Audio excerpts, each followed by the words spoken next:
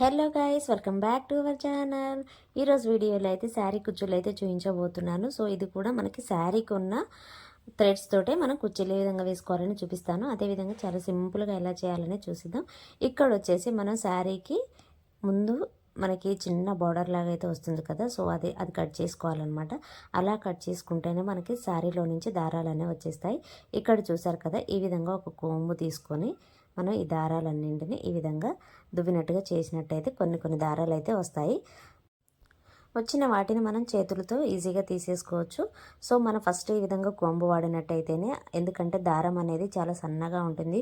ఆ పువ్వులు అనేటివి కూడా చాలా దగ్గరగా వేస్తూ ఉంటారు నేసేటప్పుడు, కాబట్టి మనకు అంత ఈజీగా రావు. కాబట్టి ఈ విధంగా కోంబు చేసినట్టయితే ఈజీగా వచ్చేస్తాయి. ఇక్కడ చూడొచ్చు, చాలా సింపుల్గానే వస్తాయి. అలా అని మరీ ఫోర్స్గా అనొద్దు. కాకపోతే మనం శారీ ఎడ్జ్లో అయితే ఫస్ట్ ఎలా కట్ చేసుకుంటామో లాస్ట్ వైపు కూడా అదే విధంగా కట్ చేసుకుంటేనే దారాలు అనేవి ఈజీగా వస్తాయి. సో ఇక్కడైతే నేను ఈ పోగులన్నిటిని తీసేసాను అనమాట. ఇక్కడ ఉన్న షార్ట్ బార్డర్ కూడా ఎడ్జ్ అయితే కట్ చేశాను. కట్ చేసుకున్న తర్వాత మనకు కావాల్సిన సైజులో కుర్చీలు అనేవి వేసుకోవాలి. మీరు కావాలంటే ఇంకా పొడుగా అయినా దారాలు అనేవి తీసుకోవచ్చు. పొడుగా కట్ చేసుకున్నట్టయితే మనం ఈజీగా ముడి వేసుకోవచ్చు. నేనైతే కొంచెం చిన్నగా కట్ చేశాను అనమాట. సో మరీ పొడుగుంటే ఎందుకు అనేసి ఈ విధంగా చిన్నగా అయితే కట్ చేశాను. అలా చిన్నగా కట్ చేసినప్పుడు మన దగ్గర మగ్గం వర్క్ నీడులు ఉన్నట్టయితే ఈజీగా ముళ్ళనే వేసుకోవచ్చు అనమాట. ఈ విధంగా సింపుల్గా చిన్నగా అయితేనే బాగుంటుంది. మరీ పొడుగుగా ఉన్నా కూడా అంత బాగుండదు కదా. కాబట్టి చిన్నగా ఉన్నప్పుడు ఏంటంటే మన మగ్గం వర్క్ నీడులు ఉంటే చాలా ఈజీగా వేసుకోవచ్చు.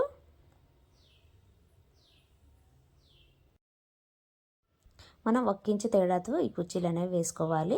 1.5 ఇంచు అయితే సరిపోతుంది. ఇక్కడ చూసారు కదా, నేను ఈ విధంగా దారాలన్నిటిని ఈ విధంగా ఫోల్డింగ్ లాగా చేశాను.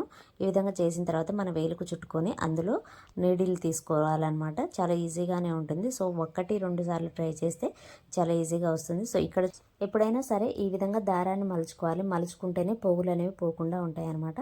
ఇక్కడ చూస్తున్నారు కదా, ఈ విధంగా మలుచుకున్న తర్వాత వేలుకు అలా చుట్టుకోవాలి. చుట్టుకొని నేను ఇక్కడ చూసారు కదా, ఈ విధంగా నీడిల్తో తీస్తున్నాను. మీరు కావాలంటే మనకి టూత్ పిన్స్ ఉంటాయి కదా, వాటితో అయినా తీసుకోవచ్చు.